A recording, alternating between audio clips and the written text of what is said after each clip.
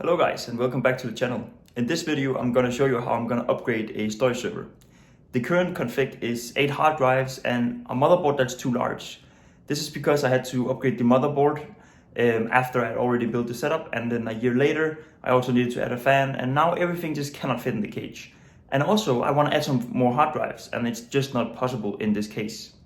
So in this video I'm going to show you how I'm going to upgrade and rebuild it into a new enclosure, and I'm going to take you with me. So I have the machine here, and I think the first thing I'm going to do is completely disassemble it, and then we'll see what parts we're going to reuse and what parts we're going to change out. I know I'm going to put another cooler on, different power supply. It's going to be some changes, so I'll just time-lapse me taking everything apart.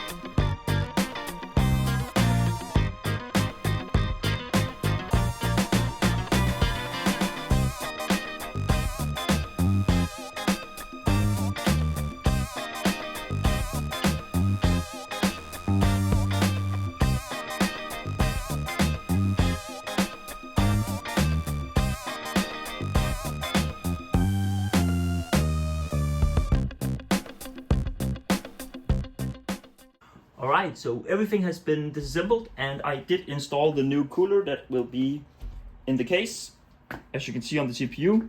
And I'm not sure if you watched my previous video, I'll try to put it up on the screen right now, but I'm actually going to be using this case to fit everything, all the new drives, inside of the server. The reason I'm going to use this case is because I have quite a lot of tricks on how I can fit many drives in this. So if you didn't watch the video and you're interested, go ahead and give it a watch. But otherwise, I'm going to go ahead and get started on putting in the motherboard and the power supply. That's the first thing I'm going to do before I put in any disks.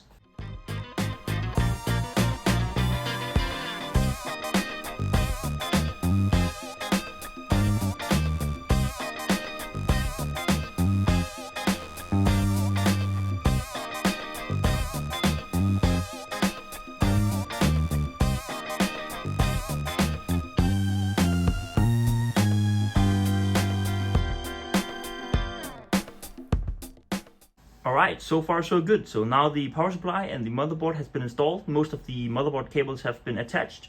What I'm going to go ahead and do now is, if you've watched my video, you've seen that I have one of these, and it's actually going to be able to sit right here. So I'm just going to go ahead and change out the drives. These were all test drives, and I will be reusing these that I had from the previous version of the server. So I'm going to be installing those in this one, and then I'm going to be putting it into the case.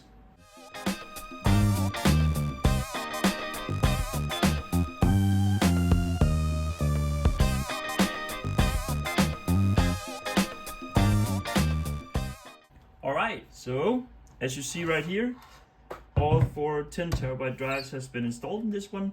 There's 40 terabytes here, so that's quite good. I hope we'll get enough airflow. We do have this fan here that'll pull air out, and we also will get fans in the case that will push air in from the back. So hopefully we should be get enough airflow. If not, I'll always be able to make some adjustments. So you might be thinking, well, you turned one of the drives the other way around. Well, yes, I did, because the bottom one is not going to be able to fit with the connector sitting here because it'll go too far out in the case. So I switched it around, and that actually makes it possible to have all 4 drives in. So what I'm going to do now is I'm going to lay the case down. I'm going to set this one aside for now because we actually need to mount all of the drives that can sit right here first before we screw in this one. So I'll go ahead and do that now. Alright, so I did just go ahead and find the drives that I'm going to be mounting in the front of the case, as you can see right here. Now these are SAS drives, so I will be using this kind of connection right here. You can get that on eBay, and then it's going to go into our LSI card. So I'm going to go ahead and put all of these in, and I'll see you in a bit.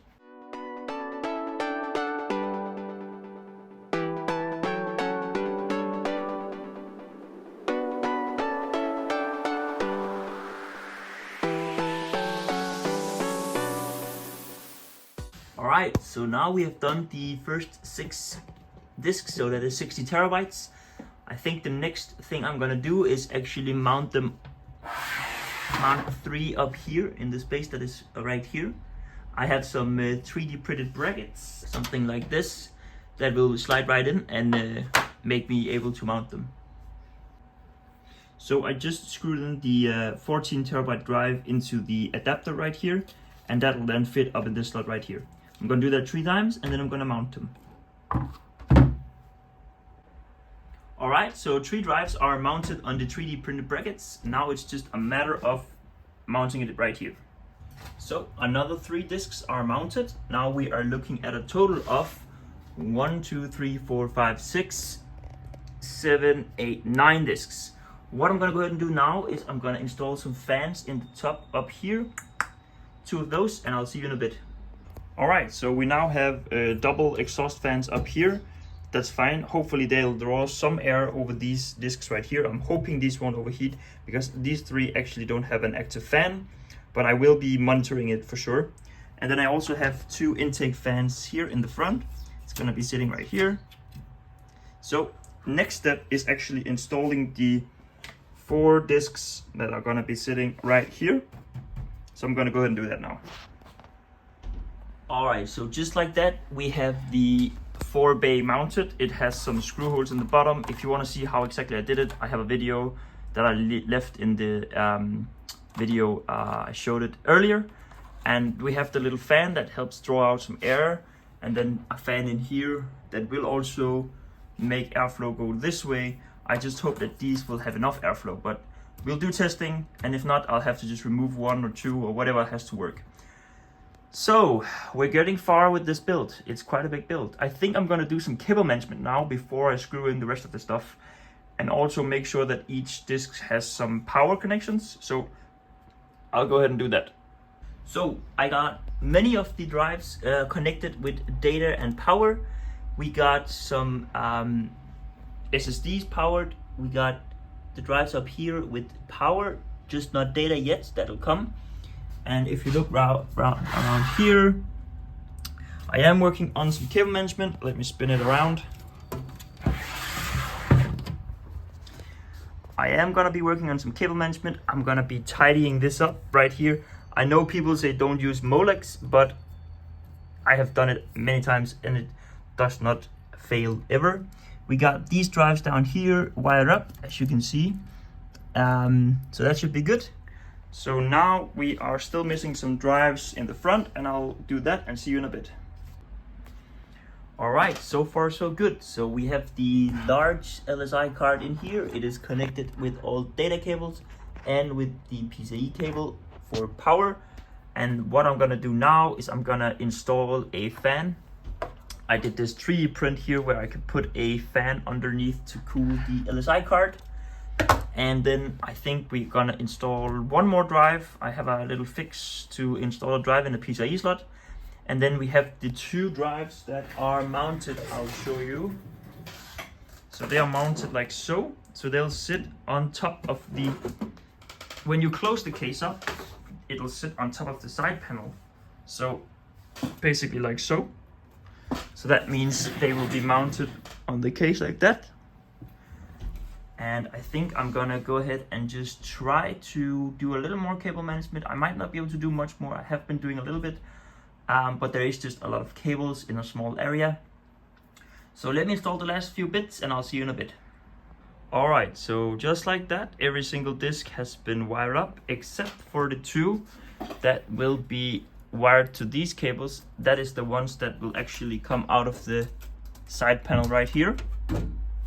I've also gone ahead and mounted the 2 PCIe hard drives. I actually did zip tie them so they sit more snug and firm. I think this case is actually going to lay down on its back when it's installed in my closet, but for now this will also help reduce vibrations. And then of course we have the fan. It is also connected and it will cool the LSI card here. So all in all, this is an insane build. It looks crazy, and it is. I was also able to fit a very small fan. You might be able to see it in there on the 3 discs that are sitting here. This also means that I'll have a more neutral airflow. And you might be able to see the fan sitting in there. I was able to find a really slim one that could just fit in between here. So I think what I'm gonna do now is I'm gonna go ahead and try to actually boot it up without those two connected, or maybe having them connected laying on the side, because I want to see if I can just get everything up and running and see if I can get all the drives detected and stuff. So I will do that and be right back. Alright, so I did just do a test fit, and we can actually close the side panel with these hard drives on while we have all these things right here and everything here. It works just fine. I think I'm gonna go ahead and boot it up for the first time now, just to see if all of these, I think I have 15 drives, let me count. 1, 2, 3, 4, 5, 6, 7, 8, 9, 10, 11, 12, 13, 14, 15, okay. So I wanna see if all these 15 drives boots up before I actually try with the 2 drives here, just to be able to look inside the machine while I boot it. But once that is done, and if everything goes as planned, we are looking at a server here with 17 hard drives. That's actually crazy. I will do a total calculation of all the terabytes available in a bit, but now I think it's time to turn it on. Okay, so I did just go ahead and like touch some cables and stuff, and everything sits as it should. So I went ahead and put the power connector on again. You should be able to see that it's on. And usually in the BIOS, I have it set to start up as soon as it receives power, but it didn't. So I went ahead and pressed the start button, and it did start up. So I'll show you.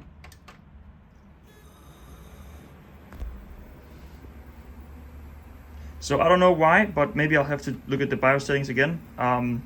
But so far I can feel a lot of air being pushed over the drives. That includes the fan that's sitting in here. I can really feel it pushing air, which is great. And these 2 exhausts are also doing a great job. Hopefully we're gonna see a screen boot up. It's not looking too good right now, but let's just wait and see. I think the system just might need some time to think. I'll be right back. So after a bit of tinkering, we are now booting into Windows. I think everything looks good. There was actually a SSD that was actually loose, and I think that was the reason, because that was the one that the Windows was installed on. So I think that we should be good. We're booting in right now, and I hope everything is okay. I'm gonna go ahead and put the side panel on here, and I'll show you once it's completely assembled. Alright, so we have all the disks enabled. As you can see right here, we are sitting on quite a lot of disks and quite a lot of space. I haven't done the calculation on the total terabyte amount, but it's a lot, I'll say that. So that's it, everything is working. I'm gonna go ahead and close this up and put it back where it belongs.